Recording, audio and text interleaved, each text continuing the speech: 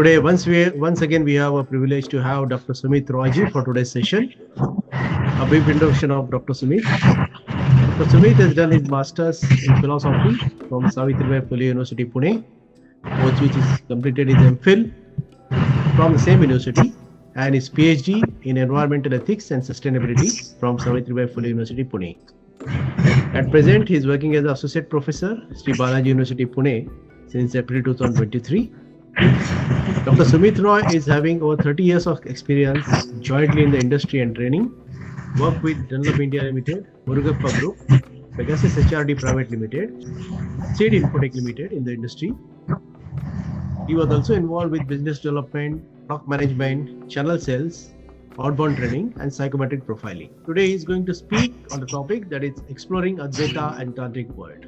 Over to you, sir, from here. It's a topic, I was just pondering because I think I have already delivered, close to 5 or 6 different programs. And so this is something which is, of course, I'm doing research for a very long time. So I thought that, let me do a presentation on this. Now, worldview on Advaita Vedanta, I'll start and then I'll get into the Tantra, which are also connected. And when you talk about Advaita Vedanta and Tantra, both are actually two prominent stream of Sanatan Dharma. And when you talk about Sanatan Dharma, it is something which is Adi and Anant. Because India is a repository of knowledge, and Indian knowledge system or Bharatiya Gyan Parampara is something which is so vast and so deep. And this Vedanta, of course, is only one aspect. There are so many aspects in terms of Jainism, and then we have Buddhism, and then we have 6 schools of Indian philosophy. So we are just taking only one part of it, and then the second part is the Tantra. And of course, there are so many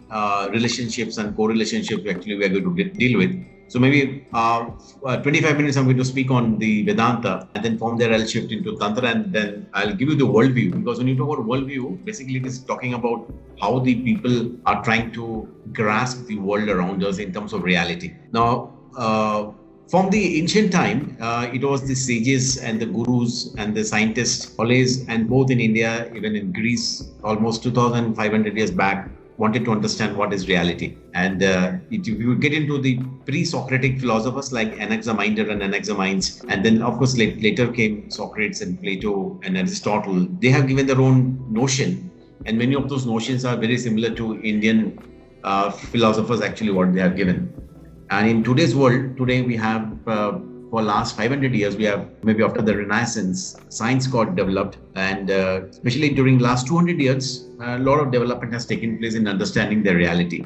So when you're trying to understand the reality, we are trying to understand the reality from the scientific perspective with matter and atom, and also from a philosophical perspective in terms of questioning, and also from a spiritual perspective in terms of spirit. And considering all the world's worldview, one of the view that is becoming very, very dominant and very, very accepted in the world is called Advaita Vedanta. Now, Advaita, and of course, in this Vedanta itself also has a 6 schools, which we'll not get into, because out of the 6 schools, we are only discussing only one school, that is called Advait. And then we have Dvait, then we have Vishishta Advait, then we have Daita Advait, then we have Suddha Advait, then we have Achintya Vedanta.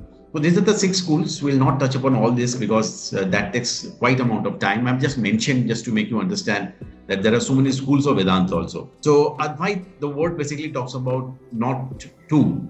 So it is being also considered as a non-duality or principle of oneness. And Vedanta, of course, you all know, and it is one of the crowning jewel of Indian philosophical system. And Vedanta means Ved and Anta. That is, Ved basically means knowledge, and Anta means the Shesh Bhag, that is the end of knowledge we're talking about. And that is how the knowledge is so cutting edge. Now, there are 2 broad divisions of Vedanta. One is called Karma Kand, which is basically about rituals. And there is called Gyan Kand, which is actually all about knowledge. So if you talk about Vedas, so there are 4 aspects broadly. One is Samhita, which is talking about the collection of the mantras.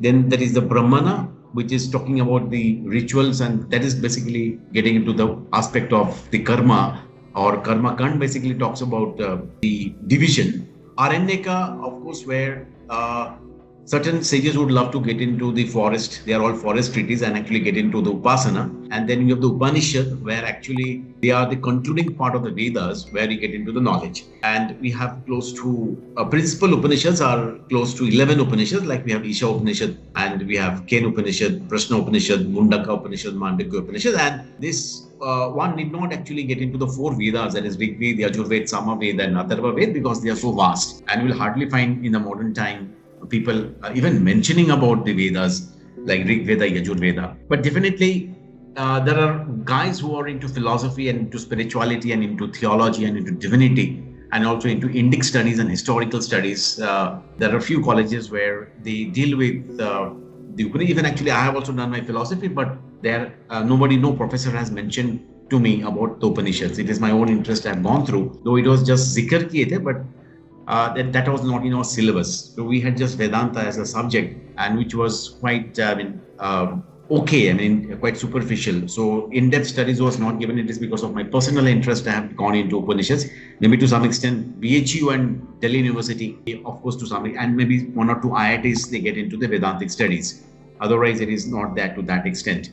So we are trying to get these dynamics in terms of the classifications. That is one. So the two broad divisions are Karma Kanda, where we are getting into the rituals, and the Gyan Kanda gets into the knowledge to understand what is the reality. Now, standpoint of reality, there are two. One is called nominal and called is empirical, or it is also called phenomenal. So it was given by one of the Western scientists called Immanuel Kant, and also it was given by the Indian context also with respect to nominal means something which is there as it in itself, there in itself, and the empirical is something which talks about empirical is something which talks about which is reality with respect to as we see the world around us. So nominal is something that we can't see, and empirical is something we can see.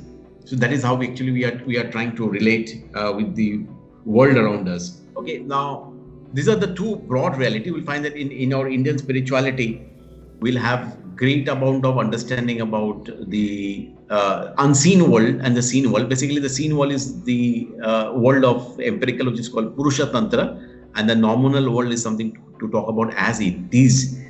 So we'll go further into it. So just hold on. I'll further get into more detailing of the Vastu Tantra, because we are trying to understand the reality from the Advaita Vedantic point of view. Now, there's a great word called adhyasa in Sanskrit. In English, it is being called as superimposition. Superimposition is where you actually see something, but that what you see something is an adhara, is something on which it is already there, and we don't understand the reality with respect to. So now superimposition is a concept that has to really understood from both from a physics point of view and also from the spiritual point of view. Now take an example which is actually given in the mostly in as an example in the philosophy.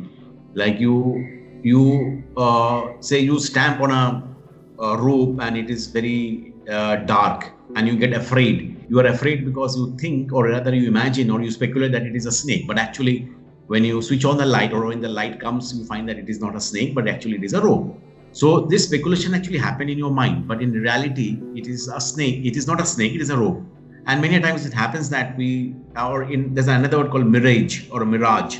We think that is water, but once you go across, you'll find that it is not that. It is because of it is because of certain kind of a total internal, certain kind of a reflection from a distance actually we see. Okay, so what happens is we don't see the reality because of two causes. One is called avarana, avarana means something is getting covered, and vikshapa is called projection. Now, what actually we are trying to deal with is the worldview is basically material. But behind the material, if you really further break down, you'll find molecules, and then there are atoms. And further you break down the atoms, we have electron, proton, and neutron. And further you break down, you will have strings. And further you break down, you will have almost just like nothingness or void or vibrations. And further you break down, there is something called as quantum field vacuum, or it is a quantum field fluctuation. Now, there are a lot of work. Quantum field theory is a big theory by itself. And because of coalescing, everything is coming to a picture. Because I do a lot of research in how not life came into existence, how do matter came into existence. And there are a great lot of work, especially on books and a lot of things on reality. So how matter came into existence, how then life came into existence. So science never stops, and at the same time, philosophy and spirituality never stop. So ultimately, what we see is basically superimposition on something. So we are trying to really move away from the ignorance and trying to get into the light. So asatoma sadgamaya, tamosoma jyotirgamaya. So that is something that we are all trying to. So at certain age, at the age of 40, 50, 60, we understand that yes, we had a lot of bickerings at a young age. And at this age, at a later age, we understand that we had all misgivings and all misappropriations and all misconceptions and all ignorance and all falsities, and we are trying to really understand the reality. And those are all actually maturity that we actually get. Now, the path of Advaita Vedanta is called Prasthanatrayi, and Prasthan means that you are moving from somewhere to somewhere, and Trayi means three. Basically, we are moving from ignorance to knowledge to understand the standpoint of reality. And there are three actually, so called Brahma Sutra, Upanishads, and the Bhagavad Gita. Now, out of these three, Brahma Sutra is the toughest subject to get hang of, and because they have 555, that is 555 sutras are there, and they talk about that. They actually make the reality in terms of a logic that Brahmaya, Satya, and Jagat Mithya. Now, this is something that you can talk to any layman, they'll say that you're mad actually. How can you say that the Jagat is Mithya? Because Jagat is in front of us. I can touch you, I can feel you, I can taste a cucumber, I can taste a pasta, I can taste a roti. So that is Jagat. So we are talking about Jagat, and then we are talking about Jiva, and then we are talking about Brahma. And to understand the Brahma, I already told you that Upanishads are something which actually layer by layer, they peel off the ignorance and the ego, and they're trying to give us the higher dimensions of life. Bhagavad Gita, of course, everybody is aware of, especially the second chapter. You will find that it was Lord Krishna's trying to give the knowledge to Arjuna, because Arjuna is telling that should I fight or not fight? So, and Arjuna was very confused. So here Lord Krishna comes not from a psychological point of view, he's actually getting into a counseling which is very divine and very, very spiritual. But Arjuna was very rational, because his reality is my brother and my kith and kin and my relatives. And then what is the use of gaining the victory, because after my killing? So layer by layer. And so one question can be asked about Bhagavad Gita: why do we require 700 slokas? Only 7 slokas are sufficient, or only 20 slokas are sufficient, or only 100 slokas are sufficient? Why 700? Why 18 chapters? One chapter should be sufficient. Okay, so question is, once you are being answered, you have a second question, and again you are answered, you again have a second question, and it goes on and on and on and on. So it develops actually, because that is the human mind. So mind is vast. So the standpoint of reality is fantastically given in the Bhagavad Gita, which is a condensed version of the Upanishads, because it is very difficult to read all the 11 Upanishads. So Bhagavad Gita is called actually the Gita Upanishad. And they're actually trying to give us the standpoint of reality in terms of Brahman is something which is the ground of reality. And today's physics is trying to get into the same conclusion. So I'll be quoting a couple of dynamics also from there, because this subject is so interesting. So this is something which Adi Shankaracharya has actually given us, called Brahman Satya Jagat Mithya Jivo Brahmaiva Napara. So it is totally negating the Jagat which is in front of us, and in telling that the Jiva that actually exists in front of us, they are Brahma actually. Only thing is that it is because of certain kind of a misconception and falsification, we are not actually trying to get the reality. But that actually requires a lot of intellectual incisiveness and penetration to cut the clutter of materialism and understand the spiritualism. Now, there are 4 Mahavakyas. So one is called Pragnanyam Brahma. These are all, there are actually many Mahavakyas, but these are all 4 Mahavakyas. Mahavakyas means great sayings, and these are all coming from the all our Upanishads. So Pragnanyam Brahma is basically talking about the very wisdom is the Brahma. So that is something which is one of the Mahavakya. Aham Brahma means I am means it is not the body, but the very I-ness itself has to be really understood. This is coming from Brihadaranyaka Upanishad. Tattvamasi, thou art that, or you are that. So that is coming from Chandogya Upanishad, and I am Atma Brahma is coming from Mandukya Upanishad. So you will find that whether it is our wisdom is our Brahma, our I am Brahma, you are Brahma, and very self is Brahma. So this I-ness is something which is being peeled and peeled through various types of methodology as given in the Upanishads and the Bhagavad Gita and the Brahma Sutra, that is the Prasthanatraya. Now, question comes is that why Prasthanatraya? Now, Prasthan means from where to where actually. Where actually from where we are going to where. So we are going from samsara to a world of bliss. So it is Sat Chit Ananda, Satyam Gyanam Anandam. It is okay. So it is Satyam Gyanam and Anandam. And then it is a Brahman, Satyam Jnanam Anantam Brahman. Now, from where to where? Because we are going from samsara. What is samsara? Samsara is basically a cycle of existence. So we take birth, punarapi jananam, punarapi maranam, punarapi janani jatare sayanam, ye samsare, bahut dustare, kripya pare, pahi murare. So it's because we are all born, we have gone to school, we'll do our engineering, we do our MBA, we get a good job, we have children and they also do their engineering and they also have a job and then they get married and then we get into commotion. And then at certain point of life, we are alone at a balcony having tea. And then what the heck am I doing with my life? Kab tak chalte rahega? So we are all born and we have born many times actually. At the age of 60 or at the age of 70, we have this kind of a realization and we are trying to get rid of. So this, and of course, this is something, it comes in the form of a contemplation at a certain age. Now, I get into the Tantra now.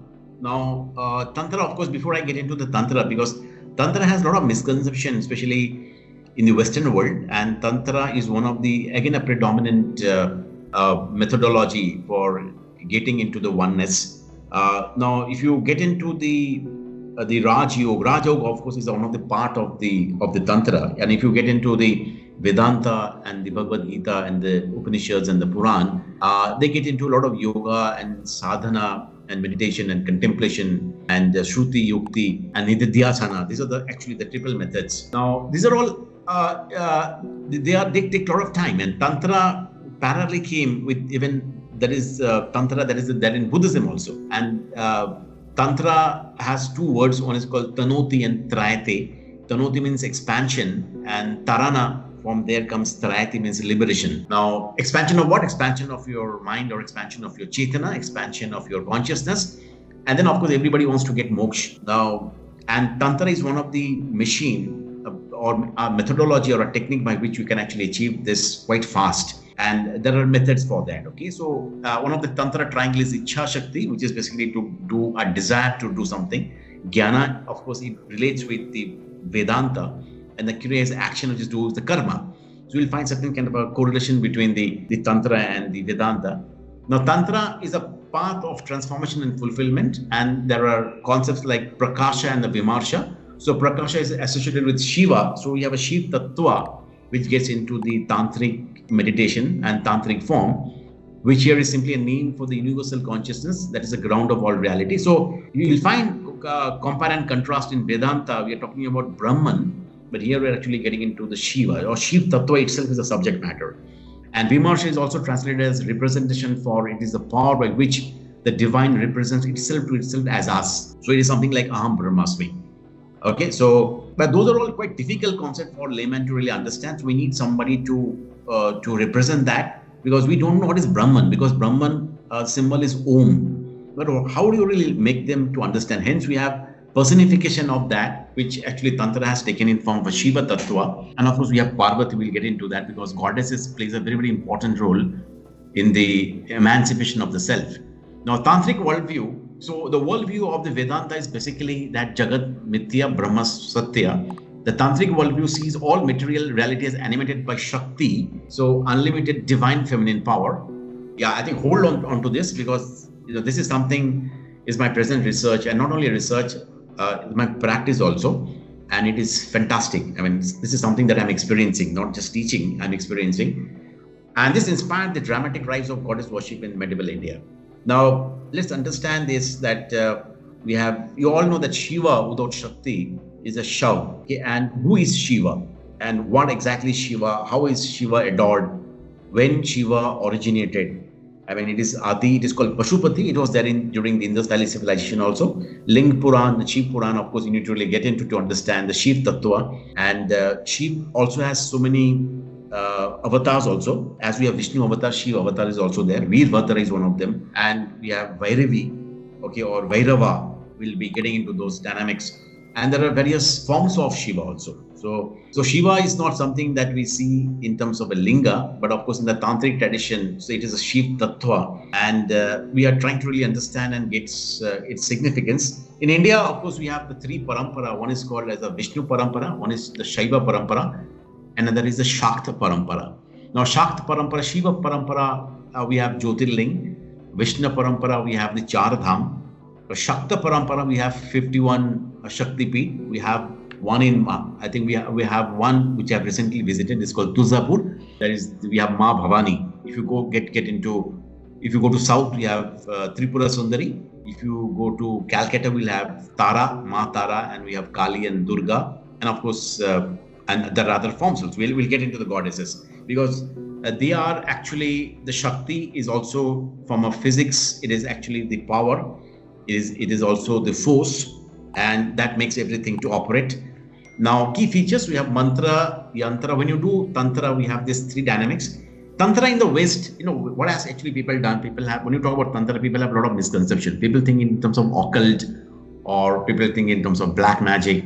People think in terms of certain kind of an union, and it's a very high level of distortion the Westerners has done. They have not really understood the real significance and meaning, because it is highly spiritual and it requires a lot of contemplation, and one has to be a sadhak to understand, but it is dangerous also, because little knowledge is dangerous. One has to know it properly, otherwise it can backfire. It is already backfired, so it got a bad name, but it is not so. And all this has happened because of superficial reading, and reading one text or two texts or even 10 texts. People think that they know about Tantra. Tantra is not an easy one. One has to really get into it to understand. So mantra, yantra, mudra, and the rituals. Mantra, manana trayate. Mantra are all frequencies and vibrations. But of course, the mantra of the Vedanta is very different from the mantra of the Tantra. So we have shlokas and strutam, but in the mantra of the Tantra is basically to the Bija mantra. We say Hirim Klim, and they are talking about the hit your certain kind of a centers. Yantra is actually the sacred geometry. You all know something about golden ratio. You know about fractals. You know about Fibonacci series, and a lot of mathematics is there. So one of the most important yantra, there are 64 tantras as given by Lord Shiva, and one of the important yantra that was given to Parvati is called Shri Chakra. That itself is very, very complicated. I'll talk maybe a minute on that. Mudras are basically certain gestures that we do with our hand, because hands has our nerve endings. Like we have Anjali Mudra, we have Chin Mudra. And once you're in certain kind of a mudra, you will find that certain kind of a current that flows in your body, you are trying to redirect. And in China, they have something to do with acupuncture. In India, we talk about, so certain mudras actually can cure some of the ailments. And only thing is that people are not using this. Maybe people who are into yoga, they may be doing it, or during certain meditative postures and contemplative postures. One has to know exactly how to handle himself and herself through. Now, ultimately, we are actually? There are a lot of definitions for that. We are basically bundles of neurons. And what are neurons? Neurons are basic building blocks of brains. And there's a central processing unit, and we have central nervous system, and then we have autonomous nervous system. And autonomous nervous system is something that we are still not knowing much. Medical science, even if you ask a doctor, he or she will not be able to talk much on ANS. Okay, a good doctor can talk a lot on CNS, but ANS is something that we are still exploring. So mudra is something that has revealed some aspects of ANS. Okay, so, and many things are involuntary. So how those things happens involuntary. Voluntaries we understand. Rituals are again certain kind of practices that is being done, and again the Vedic rituals are very different from the tantric rituals. And again, people have a lot of misconceptions. That is called Panchamakara is there. So Panchamakara, since I'm talking about Tantra, there are, I'll get into the Panchamakara. So we have three bodies, because Tantra and Buddhism has a lot of connection. We have the Dharmakaya and Sambhogakaya and the Nirmanakaya. So we are trying to understand various body. Dharmakaya talks about something which is the something which is the ultimate body. Maybe you can talk something about the bliss, not bliss. Bliss is basically the Sambhogakaya. And Nirmanakaya is basically the manifested part of it. And Dharmakaya is something which is the ultimate dimensions, or the ultimate causal body that we are trying to get into. And Tantra has even a lot of parts by which they are trying to really, because most of the time we are into the manifested body, or sometimes we are into the mind, but hardly we are into the causal state. that is the spiritual state, where we say na papam na punyam na sukham na dukham na mantra na tirtha na veda na yagna aham bhujanam naive bhujanam na bhokta chidananda rupa shivo aham. So when you say I am the Shiva, basically we are trying to understand the dharmakaya. Okay, so that holds actually. So it is again a very deep concept and a very profound concept to really understand how actually we get into the dharmakaya, because we are mostly into the nirmanakaya and the sambhogakaya. And for that, there are parts of tantra. Now, vamachara is something called the left hand. Dakshinachara is something to do the right hand. Samacharya is something which is the mix of, it's a mix of both, and Kolachara is the ultimate, where we are getting into the very esoteric domain. What has happened is the bad name of Tantra is because of the Vamacharya, where people get into the Panchamakara. Panchamakara, the 5 M's, one is called Madhya, which is the wine, Matsya, which is actually the fish, Mamsa is the meat, and then we have Mudra, and then we have the Maithuna, which is the union, sexual union. So here, the Westerners, what they have done is that they have taken all this and they have made this as a retreat, and they have spoiled and it made it a very bad name. Now, this Panchamakara has to be really understood with a proper perspective and deep knowledge. I'll just give you and I'll break this distortion as done by the Westerners. So, Madhya M, it doesn't talk about wine, actually it talks about intoxication. Intoxication not only in terms of wine, because we get intoxicated with a lot of things. So one has to go beyond intoxication. Okay, Madhya. Matsya is all about anything which flows. So we need to really hold ourselves and become much more stable. So that is talking about the Matsya. Mamsa is the meat. So here meat basically talks about our tongue. Our tongue is so fleshy and we taste a lot of things. We need to control our tongue, both in terms of vag and in terms of eating. We cannot keep on eating actually. So one has to have a lot of control on eating. So, and one has to have a lot of sayam, okay, a lot of control. Mudras are fine, but one should know what kind of a mudras that is there in the yoga.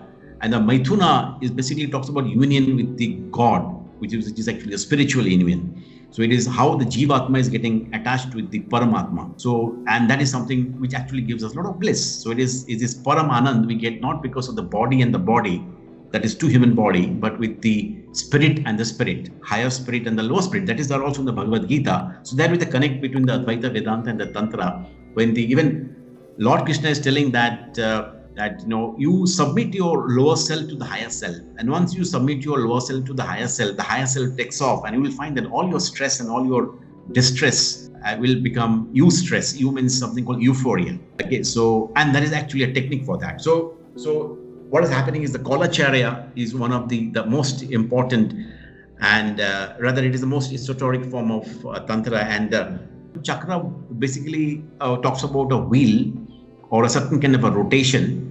Now, I can go brief because we have so much less time, because this subject is so deep, and one has to do a lot of sadhana to really understand this chakra. And this subject matter came to me when I was quite young, and I was dabbling with this. So, but of late, I have got very serious about it, and it is not only about reading; it is also doing certain kind of a japa and doing certain kind of a tantric meditation to higher up my chakras. Because I strongly believe that Tantra sadhana and the goddesses is something that you don't choose. They choose. When I say she chooses you. And once she comes to you, you'll find a lot of power. And only the benefit of Tantra is that a lot of things will happen very fast. Unlike the Vedantic tradition, they are a bit slow. But in Tantra sadhana, it will be happening. And it's all about refinement of your senses, I mean, in a nutshell. Now, we have these 7 chakras. These are all 7 we can say energy systems. They are all junction point. As per the literature, yogic literature, there are total 114 nadis, and out of them 2 are outside the body, 112 are inside the body. Out of 112, 4 is something that you cannot work out. When there's a question mark, and 108 is something that you can actually work upon. Out of 108, 7 are being identified. And a lot of course, you get into the deep system, you will be understanding more on this, because there's a lot of literature on this. So we'll not go so vast and so deep. So the base chakra is called as the Muladhara chakra, which is called as the root chakra, which is with the earth is an element. And that is where we have a lot of security and support and family. Swadhisthana chakra is where we have certain kind of an order, and they are to do with the gonads, that is the reproductive organs. Manipura chakra is where we have the pancreas. and it is just below the navel, which talks about certain kind of like what digestion and confidence. Anahata chakra, it is unstruck sound, where we have the thymus gland. Vishuddha chakra is in our throat center, which talks about your oration, your skill of communication, your power of words, your command of a language. Then Agnya chakra is basically exactly between two eyes. So that is where you have the vision. We have visionary entrepreneurs, like maybe if we talk about maybe great entrepreneurs who got produced in India and abroad, their Agnya chakra was very, very activated. So it is not, when I say third eye, it doesn't mean the physical eye. It is something to do with the pituitary gland, the master gland, and how it functions and how it takes care of the all other glands. And then you have Sahasrara chakra, which is basically talking about the Brahmandra, and it is being said that the spirit lives through that. And when you go to a temple, you bow down. You bow down because you are trying to get blessings from your Sahasrara chakra. It is considered as 1,000 petal lotus. The 1,000 is actually a metaphor, and lotus itself is a great metaphor in our Sanatan Dharma, because it is through the lotus the Vishnu came into existence from. Okay, so we are trying to really understand the Brahma came into existence. So, and the lotus itself has a lot of significance, even also in the Buddhism also, the Lotus Sutra you're talking about. We get into the goddesses, which is one of my favorite area. Again, we don't have time. So we have Dash Mahavidya, so which is very different from Dash Mahavatar. So we have Kali, which is a fierce god. Tara gives you a lot of power and prosperity. Shodashi is something which is fabulous. In its most beautiful female deity, it's called Tripura Sundari. It can transform your life very fast. Mostly done in southern India, as I said, that is Lalita Shastranama. Again, it is very, very Advaitic, Vedantic, totally. It gets into the Brahman actually. Then you have Bhuvaneshwari, that is the universe. Tripura, Bhairavi talks about the god of destruction and death. Chinnamasta is very weird. One has to really understand Chinnamasta properly, because it is talking about cutting off your own ego. And one has to understand the iconography of Chinnamasta. Dhumavati is a widow, and it is god of misfortune and poverty. One has to really understand what actually it means by that. Bagalmukhi is something where the god is pulling the tongue of a demon. So Vaishikaran is again a concept, but again this has been taken a very distorted way by the Westerners. And Matangi is somebody, the great god, who can actually give you a lot of knowledge, both in the field of music and also your skillful, because it is a tantric form of Saraswati. It is being said that one form of legend. So very powerful type of Saraswati or a typology of Saraswati, which can give you tremendous knowledge. In few minutes, you can comprehend the Upanishads, because it can only happen because of Matangi. And Kamalatmika is all about your prosperity. So you'll find that it starts with fierceness, and then it actually gives you a lot of prosperity. You need to really get grace of these goddesses to really understand and how this actually operates. So we have so less time, but of course this is all depends upon grace and deep contemplation to understand how these goddesses actually affects us. And this is one of the pinnacle of the Tantra sadhana in terms of getting certain kind of union with the Shakti or Shakti path, we generally say. And that is how we're able to really understand the higher dynamics of life. So, Om Maitrima, I end my lecture here with a lot of homage to all the goddesses, and Jai Ma Kali, Jai Ma Tara.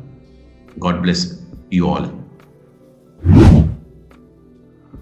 So this tantric subject, it is more related towards the third party influencing the outsider influencing someone else. So it is more a negatively used subject, and sometimes we see it practically happen also. Yeah. So how it got diverted, and where do we counter that, sir, with our spiritual powers? Because I have some instances where the growth of one person can be either disturbed or contained by a third party sitting far away, and how these achievers prevent such things happening and all. So just I wanted some opinion from you. Yeah, I think if I've understood your question, I think you are asking about how the third party can influence you, or somebody can influence anybody. So, And they see, call I it think- tantric. They also refer this powers of yeah. goddesses and other things. Yeah. Yeah. So what happens is, see, this is again there's a distortion in the knowledge system of India. So see, we are talking about something which is, so we actually, it is getting into something where we are able to enlighten ourselves by these goddesses, by getting certain kind of a blessing. So when people are actually directing all this thing to somebody, that is something which is very negative. Rather, it actually affects them only.